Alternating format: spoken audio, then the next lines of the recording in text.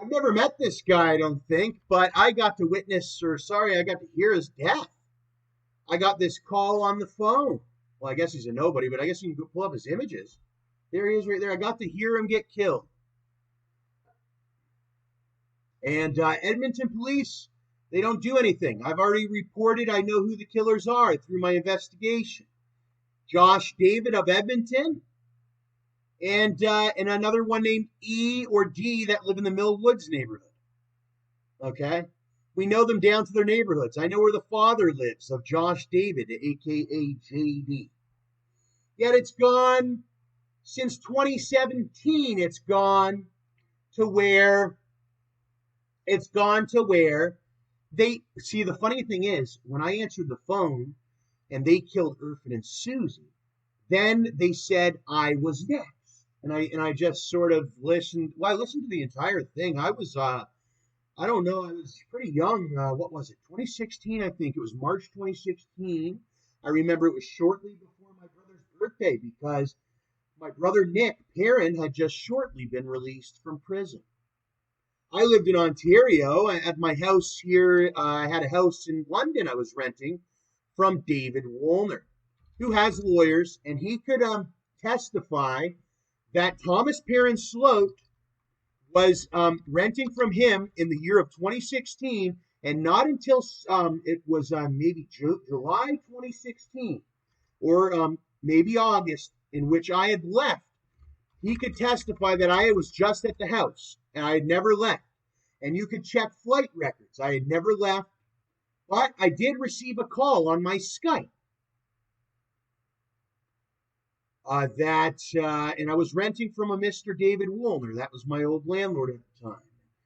I didn't even have tattoos really at the time. I think I had just started to dabble. Now my tattoos are much different and everything's starting to look much better. But no, I was just a kid working on the computer and renting from David and his wife Edith. And that were my two. They were my mom and dad basically at the time. It was David. I was looking up to David. Everything was David. I wanted to be like David. He had figurines in his house, and this was David's mom's house, Marjorie, who happened to be at St. Joseph's. But then I had these family members that just would not leave me alone. They were jealous of anything, even though that house was just humble and small that Marjorie lived in, that I was renting for 2 years. But during that time of rental, at the March 2016, I had rented it since 2015. Well, I had heard around that this Nicholas Perron had gotten out of prison. That's my brother. He had gotten out of prison. And I was scared, and a lot of people were scared. My brother went to prison for 3.5 years for weapons trafficking and robbery charges.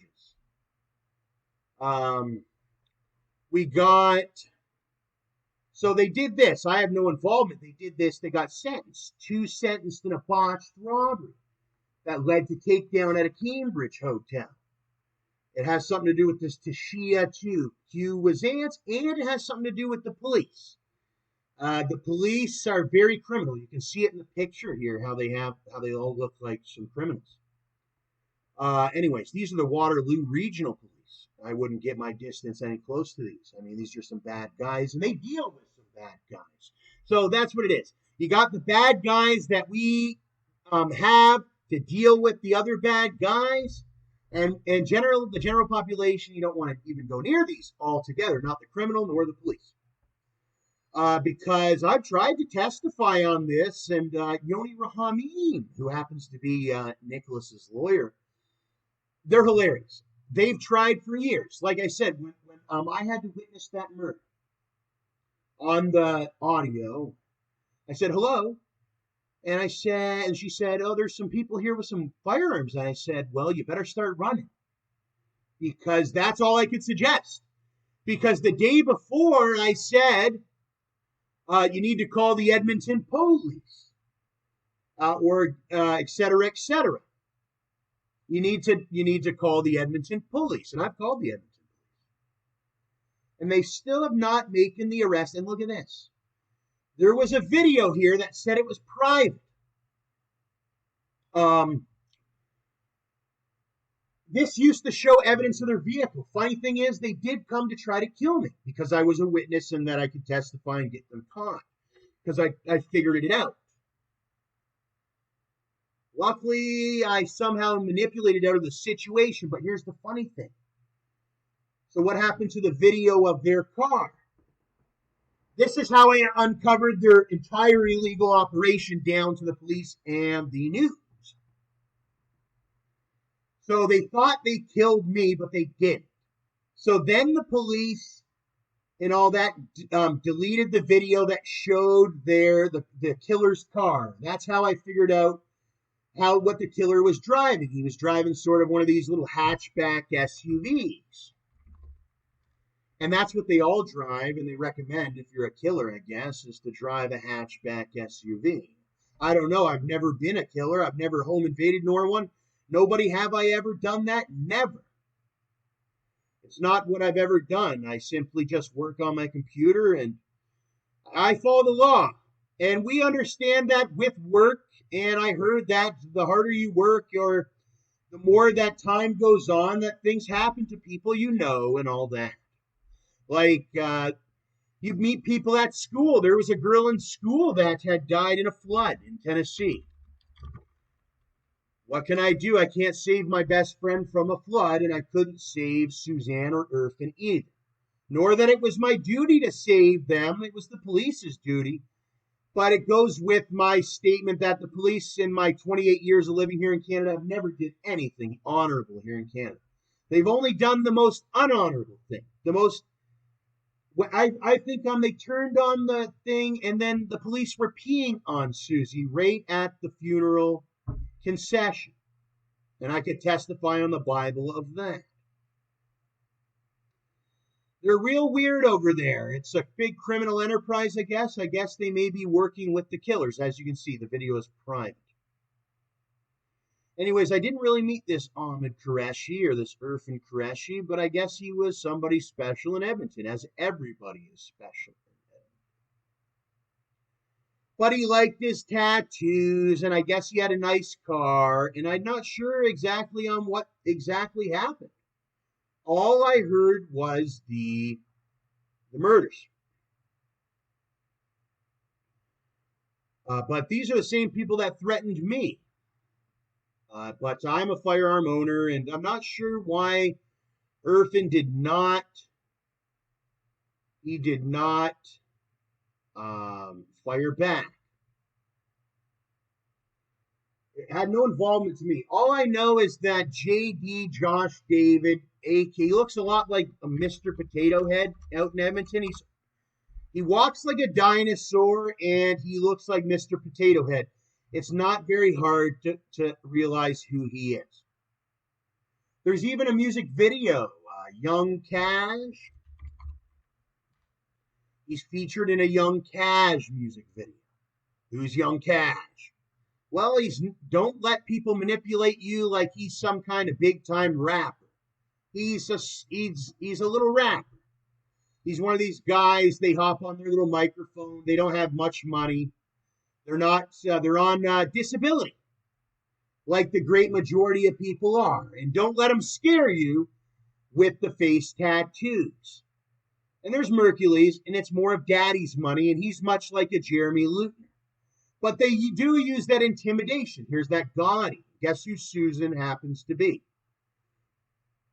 She happened to be the mother of John Gotti's children. Happened to be his girlfriend or his ex-girlfriend. Now he's with another one. He's been with another one called Tashia Cuisines. She was a stripper at an Edmonton strip club. I've been to Edmonton back in 2010. The murder wasn't until 2016. So I guess she was an Edmonton stripper. I was like 14 or 15 at the time, and Gotti used to take me around the strip clubs when I had just came up from the United States. I went from being at school, getting ready to go for my first year at Perry County High School, to being at this strip club with my brother John Gotti. So this is the high school that I was going to attend. I went there and set up my classes down in Linden, Tennessee. My dad bought a Boeing 757 ticket, so Southwest Airlines, to come to Canada to visit my brother Nick. That's when me and Nick hit it off, and Nick, he was dating Susie at the time. I had actually just came up to see my brother's child. That's when Barack Obama, I was a dual citizen, he stopped me at the border and wouldn't allow me to go back to school down in Tennessee. He had another agenda. It was this big black agenda. I was white. I had to stay in Canada. They were gun running and all that. This is why Miami got hit by a missile. Thank God for China. So they struck him down. Then after this, the United States manipulated us through their gun cultures and the police, the Edmonton police and others, to bring this gunplay Don Logan up to Canada and start doing this music and all. So then we did, but then gunplay, I was only 15 at the time, little aware he was, I don't know, I think gunplay's 40-something years old. I was 15. I was in the club. I wasn't supposed to be in the club. My name's Staxamilli. I'm only 28 years old. But back then, I was 15 or 14. I just came from Linden Middle School. All my friends who are U.S. Marines and all that, they can testify that I had just been right in front of them. We had just been at Perry County High School or Linden Middle School.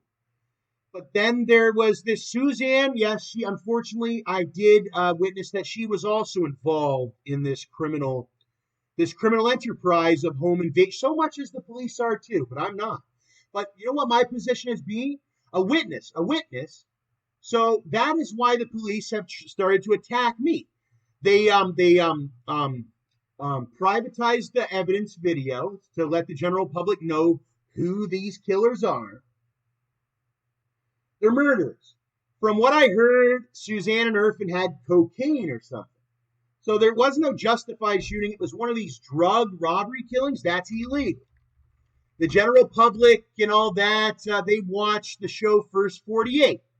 So where's the rest of the killers that kill for the cocaine? Drug robbery, murder? Something Nick Perron was convicted of and went to prison for 3.5 years. Josh David, I'm only 28 years old and he has a 223 and I'm not even scared of him. But the police are, because, well, guess what? They're working with them. They're criminals altogether. So what can I say? Well, just watch out for the Edmonton Police Service and watch out for that JD, the Mr. Potato Head. Watch out for any of these guys, especially the police. This guy doesn't even exist anymore. But you know who does exist? The Edmonton police. And they're guilty of, well, they're guilty of destruction of evidence. They're guilty of harassment of Thomas Perron-Slote when I went to the Edmonton Mall. They're guilty of, they're guilty of the murder here. There was call for their police service, and there has been nothing but threats towards the Qureshi family. There's been threats towards me, Thomas Perron-Slote. And there's been threats to the Suzanne Tran family as well as her daughter, Asia. They had small criminal records for marijuana trafficking and stuff like that. Suzanne didn't even have a firearm, and nor did Irfan. I heard it all on the thing. When they called me, okay, this, and they set it up like this. It actually happened in March 2016. But they delayed any police reports until March 2017, a year after. So you can see they're not there to bring justice towards any crime or family, for any family, or to bring the killers to jail. They're there only to cover it up. They waited a year to see what was going on. Was Thomas Perron-Slote going to get killed? The witness? Was this going to, and that showed how reliable our police are. So they weren't the people to put it out right away and capture the guys they know that did it right away. They were the guys to cover it up and see if the witnesses were going to get killed first. But they didn't, and they're here to tell the story. Every single witness. except the two murder victims being, and then the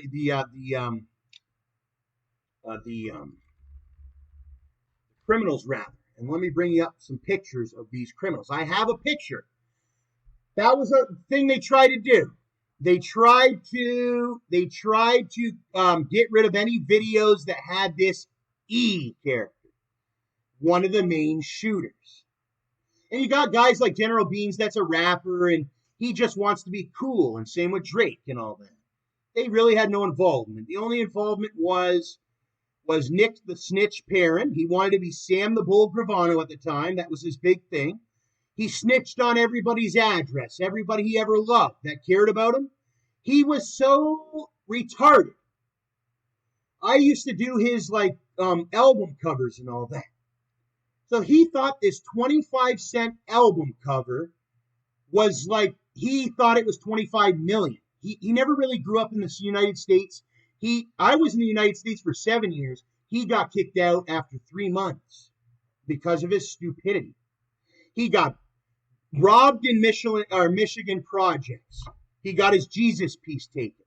He won't tell anybody that he covered up a story about how he got the tattoo over in Cape Coral. That was weird, bro. Okay? It was just really weird. He touched his daughter, Talia, and he raped her. And she is a child. And he did that in Southampton, I can testify.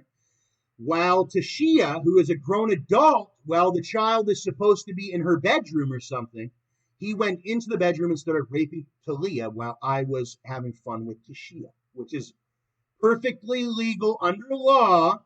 Without marriage, two consensual adults can have sexual fun.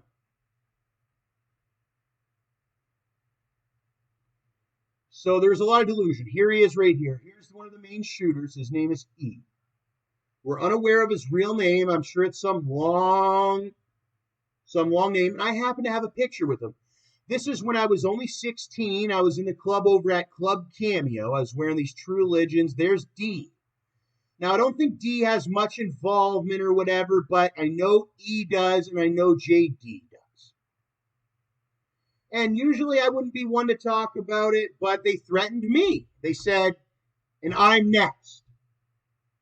And I won't be next. And nor will anybody else in the community be next. And that was one of my goals, was to be a pretty good person with my power, being this celebrity. He makes money here and there. Well, he used to make a lot of money. And but ever since these murders, the economy's crashed and all that, because they will not take this JD to jail for this E. JD owns a 223 rifle, semi-automatic. I've been to his house. But you could catch them one day. Funny thing is, they tried to treat me like I was that person, and that's why I want to say beware of these police. They tried to treat me like I was that person, where everybody will agree when they've seen this evidence that, dude, Irfan is related to you, man. I'm trying to save our community and our economy. And instead of making a takedown bust on these people, right, the real criminals, they'd rather just kill your little white children and all that and have sex on you and do their peeing. Okay? Because look at the news anchor as she stands in front of a vehicle that's decaled with the police symbols. And there's the drugs that news anchor probably is in need of. And here's one of the guys funding it all at his office. And there's their cars that they use to intimidate you and use to not even do the correct. And some of them do real drug busts. And here you go. Here's a real drug bust. They got him. So if they could get all 10 of these people or more or whatever it is, how come they can't get E and JD? Even with Stacks and Millie, one of the best producers of online videos, they still haven't made these arrests? Is it Barack Obama? What is it? No, it can't be, because Edmonton police they're majority white, which I happen to be. Caucasian. Some of them are even related to me. And then my Auntie Lisa's house got home invaded on. Then I found out, oh, Tom, you're on a controlled line with some really bad people. And they're only gambling to make money. They're not gambling to do the actual policing. They think they're investors when they're supposed to be police. And I think I'm police when I'm supposed to be an investor. So that's funny. Okay? That's why I say we need to get rid of a lot of police. And they can do that by military way. How do you do it? Well, first you ask that police officer to turn in their badge and turn in everything. Because we have found out that they are corrupt. Now, most of the police say, hell no, I'm going to shoot you and all that. So then what you do is you blow them up by tens or dozens with missiles. You have to destroy their dispatches and all that. There is a very corrupt police force in Ontario, and then there's a very corrupt police force in Alberta. Now, when it comes to Montreal, Quebec, and the Quebecan police force, I can testify that they are relatively pretty good over in Quebec. But when it comes to Ontario, and that's funny how the government has even tried to make me, they do it to their own officers. Let me bring up some fallen officers. They do it to everybody. It's just, like I said, it's just to make a profit, Tommy. And it's sad. It is sad for them. Because I'm here to make a profit too. And my profit comes from the completely opposite. My profit comes from actually catching the criminals, taking them to jail so that we can work at home or at work or go to work or whatever. We can do that without fear of intimidation or fear of loss or risk. So here's one of your economical issues. We're paying the police $65,000 a year to do nothing but rob us and kill us. So we have to get, and it goes down to the politicians too. Well, no, the politicians are getting away with it, some of them.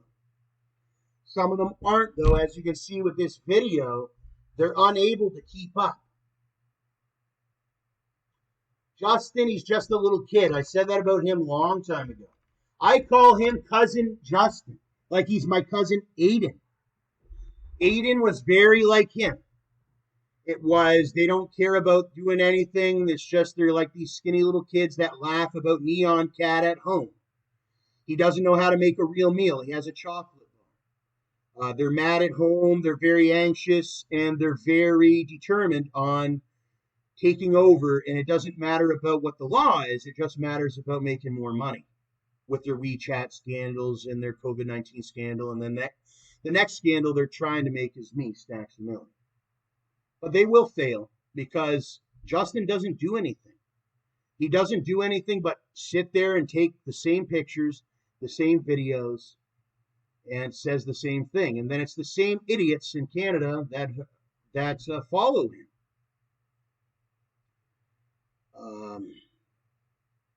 But you know that what they're doing is criminal.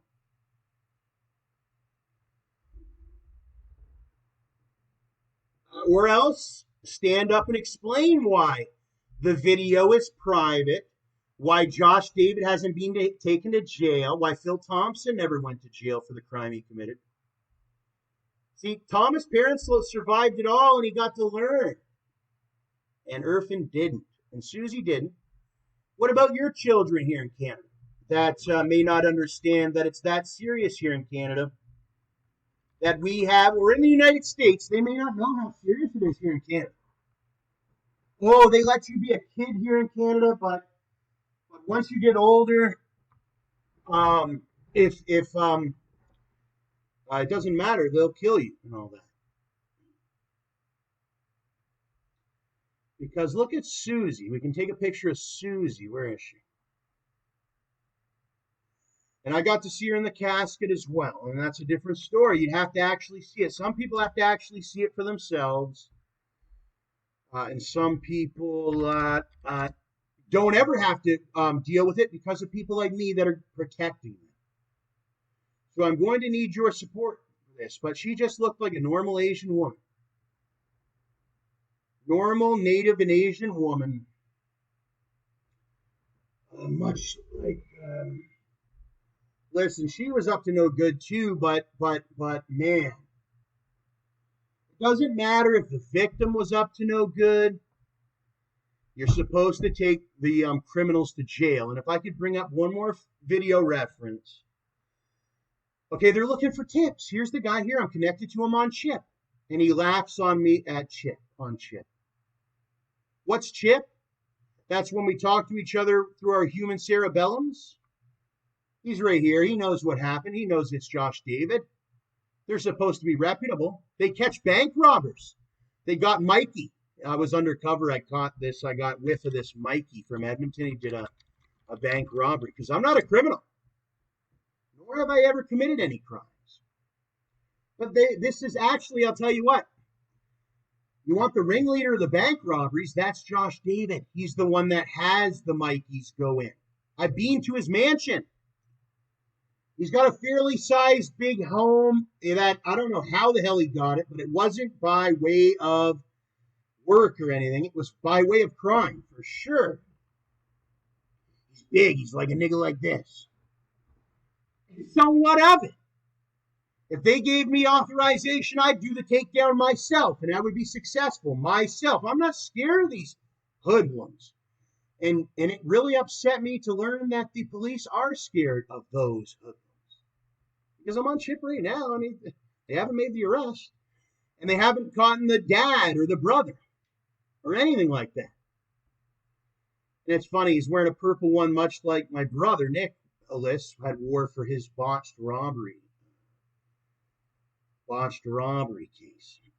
Anyways, video's private. And let's just bring up, and then the families are living in a relative nightmare. And I testify that the police were peeing on Suzanne's casket over at the funeral when I got put on the webcam, and I had to see now the funeral processions or whatever, proceedings or whatever you call them. Concessions, processions. It wasn't much of a concession. And it's not very funny that they haven't taken these ones to jail yet. And here's the other one. He looks pretty goofy to me. He looks a lot. That's what he was threatening me on the phone when this murder was happening. And I was like, oh my God, because I had heard that this murder was happening. My brother had started to talk in the streets, similar to what Phil Thompson's wife did, was start talking in the streets. And I just got through the radio. Police have changed their position, they say. Why? Because I own a legal firearm? You made an investment against the law in Canada, so you are under arrest. Listen, any police officer that committed a crime, when it comes to this case, you will be prosecuted and sent to jail. Don't try to play the good guy now. We don't care what position you are, from the chief all the way up to the prime minister, I said. We don't care what position you are.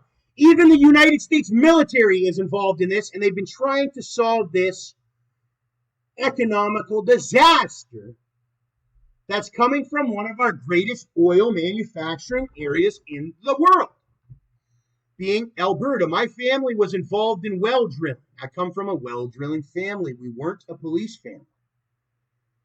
But these police have taken over. They're killing the well drilling. Look what happened with Justin. It's all a big investment for them.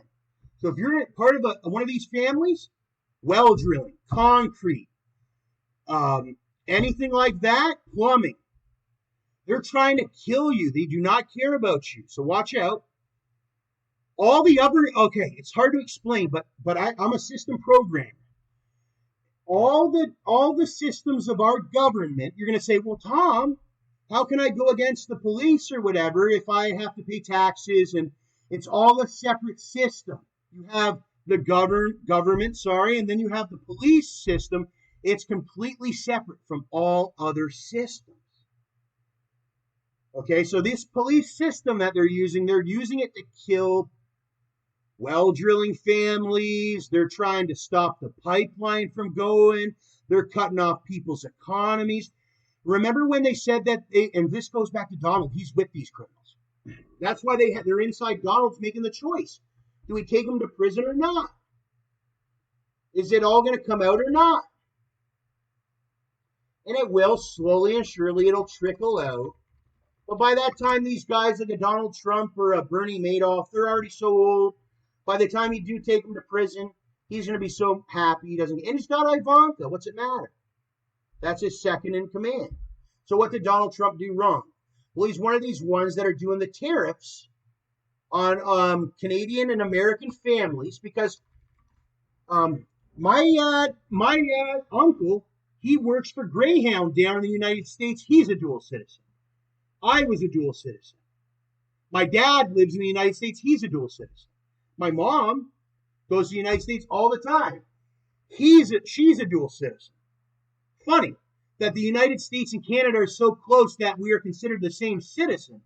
Yet there was this tariff that was put on either side of the fence to kill the citizens. Well, how do you kill the citizens with a tariff, Tom? Because it's just a word. That's what it sounded like when they first hit you with the tariffs. It sounds like a word. But no, actually, they cut your food money off. They cut your mortgage money off. They cut your ammunition money off. They cut every amount of money off where you can barely even afford an apple or a mango now. And people go homeless or people lose their mortgages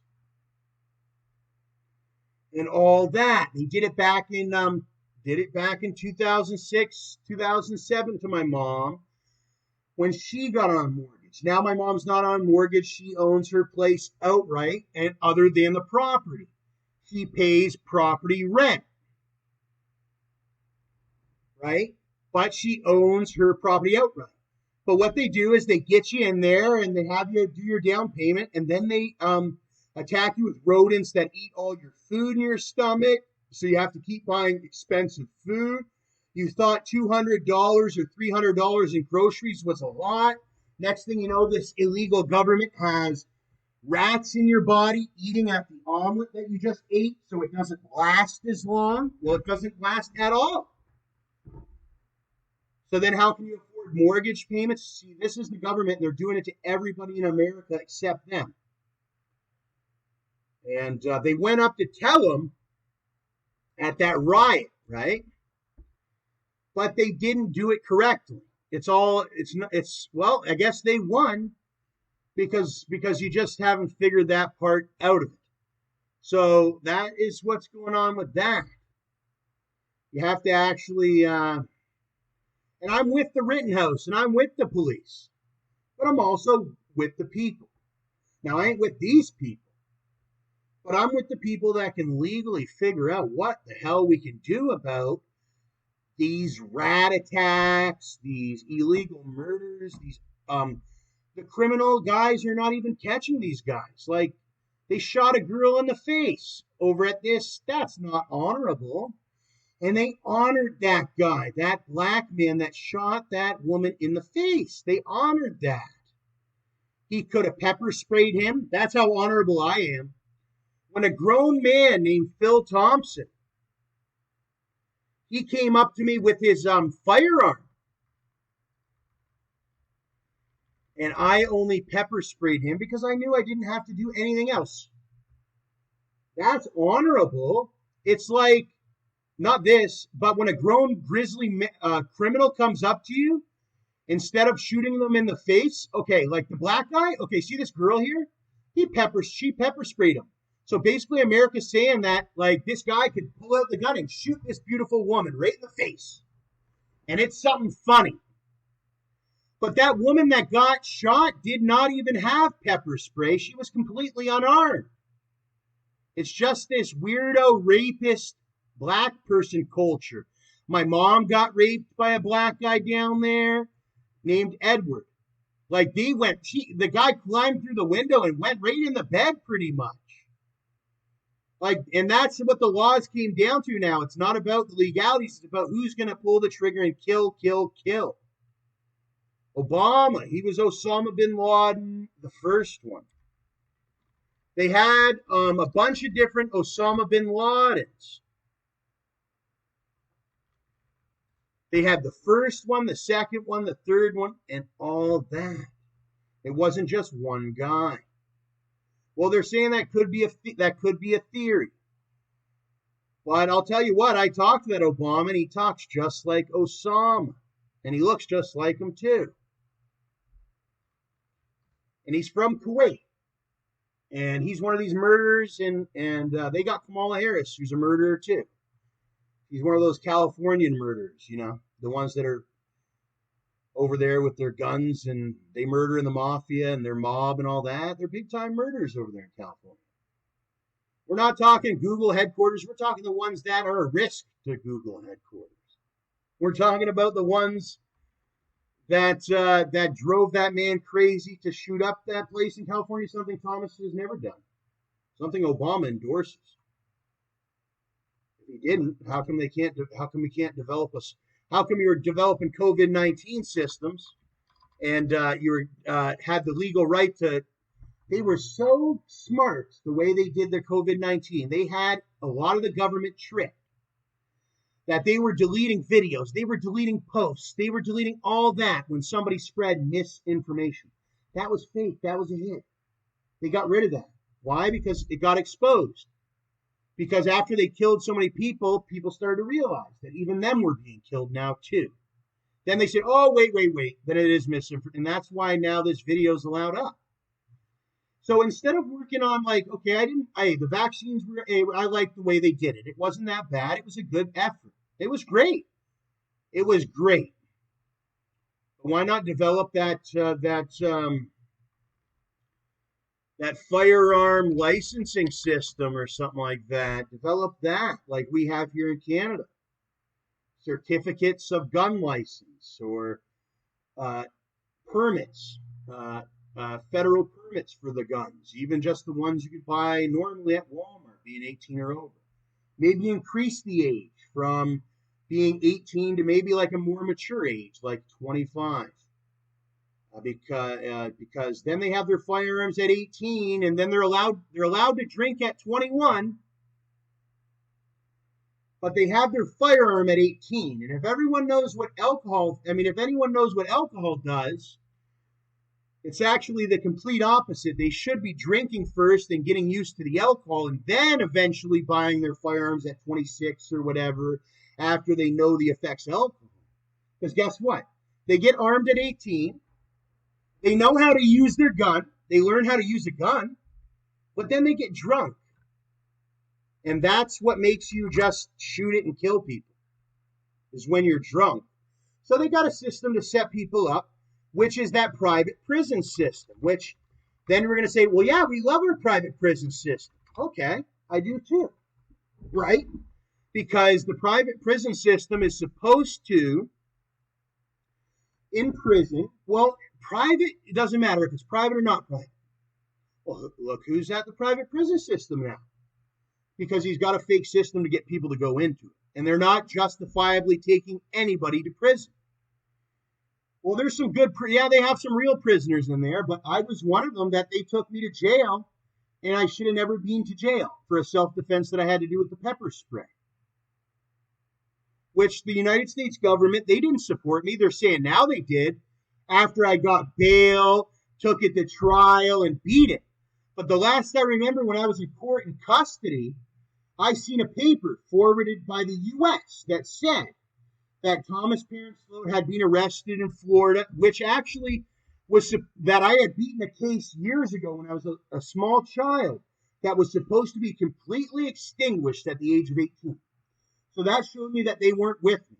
They were just against me, okay? And I was an innocent person that time, so they don't care. It goes back, it all started with the murders, the double homicide in Edmonton.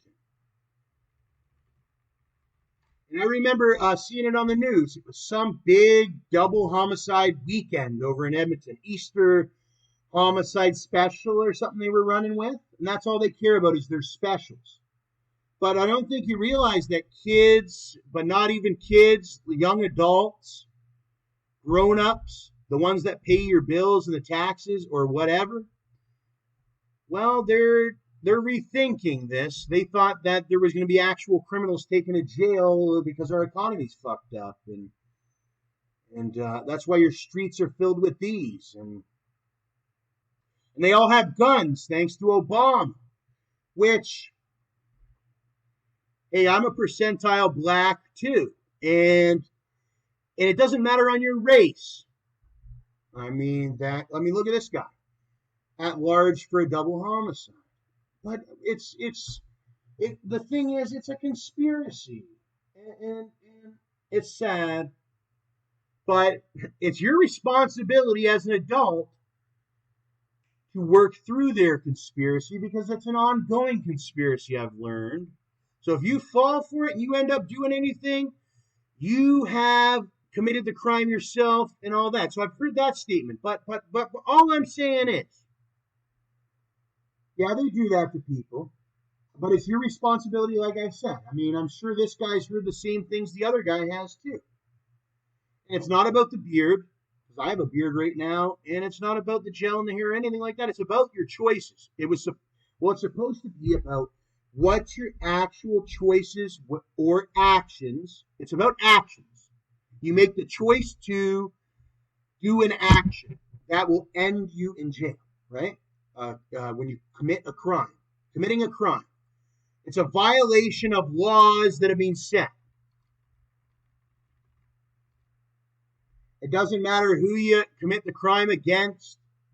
If that person's living, even if that person's an illegal immigrant, if that person is a separate race, if that person is, etc. Yeah, self-defense. Does gender affect? It shouldn't. It shouldn't matter at all, and that's what it's supposed to say, but the point of the video is it's not about what it's supposed to. It's sort of not going the way it's supposed to until somebody like me comes into power where I can actually control the certain systematic ways of government. And I may look like one of these guys that are sitting up there like gluttonous, but people don't get it. It's actually the complete opposite. The big ones are not hungry eating everybody's food. The big ones are very generous. We already have lots of weight and food. Why would I need to steal your food when I'm very fat and gluttonous myself?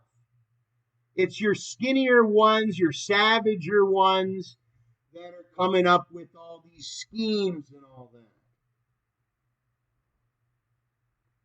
Like the Edmonton Police Service and the OPP and all that, and even down to the United States government. But those ones are not very skillful. I mean, they relied on their firearms, and that's it. In this modern day and world, all you did was rely on your firearms. That's funny. Because it doesn't just rely on firearms in 2022. It's also about many things. It's also about your skills, your trade skills. It's about things you do for the economy. It's about friends, family, and other connections. It's about supporters. It's about hard labor. But that goes with the skills. It's about a lot of things. It's about your daily, what you do. It's not about taking power over another individual. See, these are everyday individuals. And they should be protected, and so should everybody be protected. What was I going to say? Well, they say, once you choose to be a criminal, you lose your rights. But my argument is against that. Somebody that may go to jail or prison for a short period of time, and it doesn't just, and this was Suzanne's misunderstanding. She didn't know that she had fell for these police. They didn't care about her at all. And the last thing I think they told Susan was that it's all about your argument. And Susan, well, when I had heard the murder, it was all about an argument. Okay, and she failed to realize that these are the same police that tried to tell me the same thing and tried to tell me that you can't use a firearm for self-defense in Canada, but you can. After I was almost killed by a firearm in Canada, I see that under the criminal code, section 2.2 or whatever, or 22.2, which proceeding is it? Criminal code. So there's police that are going around and they are telling folks that they cannot use firearms. They can't buy firearms. You can't use them for self-defense, anything. They don't tell them that there's a PAL. They basically say, ha ha ha. Now this citizen, if he doesn't go on Google and search it up himself, he's dead. So the police are going around and doing that to our citizens, our little kids, Justin Trudeau's son, Justin himself, kids, everybody. They're telling from adults to kids to everybody that you have to just lay down and get shot so that they can make money off of you and cover it up. And that's what they said. It's real scary up there, Tom, compared to the United States. They just cover it up under the rug, Tom, and they do. I've seen that what's happening with that Suzanne Tran. Okay? And when I was in jail for that little time that I ended up in jail, no, the judge does not forward you the criminal code and all that, because it's your duty. It's not the police's duty to understand the criminal code like I thought it was. It's your duty, not the police's duty. The police don't give a fuck about the criminal code or anything. If you call them, they're going to probably kill you or kill somebody around you. Or they're going to take you to jail or take somebody around you to jail. They don't know the criminal code themselves, nor does the judge or anything like that. Until it hits trial, after everybody's life is at risk, or you're beat up, or you're killed in jail, then they don't have to have a trial. Okay? And once they started figuring that out, then they felt the power of me. All right? And that's why I beat my case. And I learned that no, you do not turn yourself in and go to the jail like many people think, and then the judge will I thought they arrest you, they take you to jail, and then the judge opens the book up real quick, and he goes to the section. He says, "Oh well, he self-defended himself with the mace. It's here that Phil beat him up and all." But no. Okay, it goes on for months and years and years and months. So, and basically you lose everything and you're in jail. So Phil Thompson taught me a lot. He's just a normal citizen as I've seen him, but he wasn't. He was way worse than me. I'm the normal citizen. These are the criminals under the criminal code. So the police live at the prisons and so do the prisoners, and you basically lose all your rights, and you live at the prison. See, and then, but we need new police, so don't take it. If you're one of those police get mad, you're going to be let go. I'm so sorry, we don't need you. We need real police that are going to act by the criminal code. But I learned a lot. It cost me money, and hopefully all that money that I spent, $25,000 on my criminal case, that you can learn, and you don't have to spend $25,000 on your criminal case, nor do you have to put your life in jeopardy going and seeing another man handle his business like I did in Teeswater. When a police officer tried to step on his land, and he shot that police officer dead in self-defense. At the time, I had assumed, you shoot a police officer, you go to jail. Not here in Canada and all of that. That's how it works. Phil Thompson's still yet to go to jail, and I have never been to jail, prison. I've only been in and out of jail. Hey, and that's how they said it was. I talked to the heads up in Canada, and they said that's how it is, Tom. You're either one of these men in Canada that are capable of putting the police down, or you will be put in prison all the time. And that's why a lot of you people are extremely poor. You end up in prison all the time. You're in jail and all that. And then what they say to me, Tom, I thought you were going to be free. Yeah, I am. But we have to deal with these criminals that keep pestering me on my property or at my property. Okay? I'm not homeless. That was years ago. Years ago. After I got out of my little jail, you might have seen me in Toronto for 1 second. Okay? Some of those people from back then are still back then, like I knew they would.